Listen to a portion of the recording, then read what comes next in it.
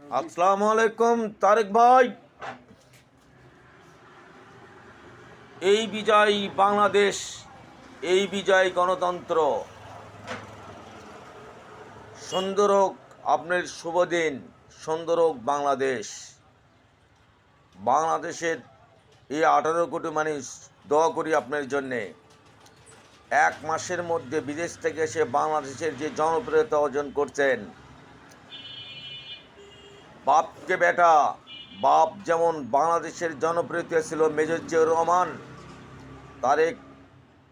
তার সন্তান তারেক রহমান বাংলাদেশের কাছে জনপ্রিয়তা বাপের মতনই যান আজীবন হয়ে থাকেন, আমরা এই প্রত্যাশা করি। বাপ মেজর জিয়াউর রহমান মারা গেলে বাংলার মানুষ 40 দিন শোক দিবস পালন করেছে। তেমনি আমাদের মাঝে তারেক ভাই, তুমি মানুষের কাছে তেমনই জনপ্রিয়তা হয়ে থেকো। আর বিশেষ করে আজকে শপথের দিন, ডক্টর ইউনূস একজন নোবেলজয়ী মানুষ।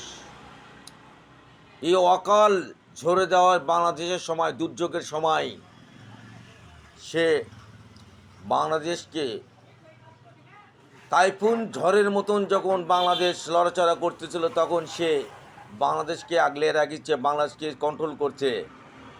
ইলেকট্রোর দিক দিয়ে, ডক্টর ইউনূসের দিক দিয়ে তারেক রহমান,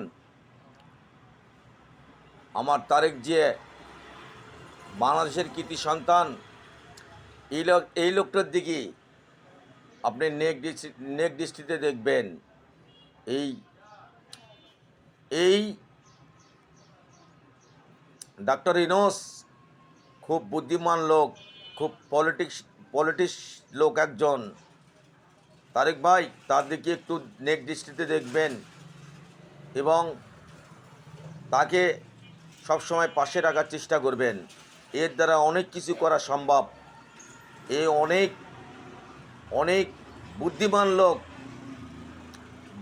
বাইরের দেশের থেকে অনেক কিছু বাংলাদেশের জন্য বয়ে নিয়ে আসবে। তাই তারেক ভাই, আজকে শপথের দিন, আজকে আপনি শপথ সফলভাবে হোক, আল্লাহ আপনার উপর রহমত করুক, রহমত বর্ষিত হোক।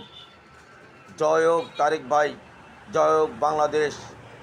দেশ বাসুক, মানুষ বাসুক, সবার সুস্বাস্থ্য কামনা করে আমি তারেক ভাইকে একটা সালাম দিয়ে ধানের শীষকে জয় যুক্ত হওয়ার পরে বাংলাদেশ সুন্দর একটা সাফল্য বয়ে আসুক, এই আমার প্রত্যাশা, এই আমার তারেক ভাইয়ের কাছে চাওয়া। সবাই মিলেমিশে একত্রে যেন আমরা বাংলাদেশে বসবাস করতে পারি। হানাহানি, বিদ্বেষ, কারোর সাথে রেষারেষি আমরা যেন না চলে, যে আদর্শ নিয়ে আমরা যেন চলতে পারি, আজীবন যেন এই আদর্শ নিয়ে আমরা বেঁচে থাকতে পারি, এই আদর্শই যেন নিয়ে আমরা চলতে পারি। যে আদর্শ বুকে যারা ধারণ করবে, তাদের যারা অন্যায় কাজ করা সম্ভব নয়। জিয়াউর রহমান ছিল একটা আদর্শ মানুষ। আল্লাহ পাক তাকে উঠিয়ে নিয়েছে, খালেদা জিয়াকে উঠিয়ে নিয়েছে, তার ভাইকে উঠিয়ে নিয়েছে, তারেক জিয়ার ভাইকে উঠিয়ে নিয়েছে। তারা জনম কবরের ভিতরে ঘুমিয়ে আছে। আল্লাহ তুমি তাদের বেহেশত নসিব করো। আমরা সবাই তাদের জন্য দোয়া করি।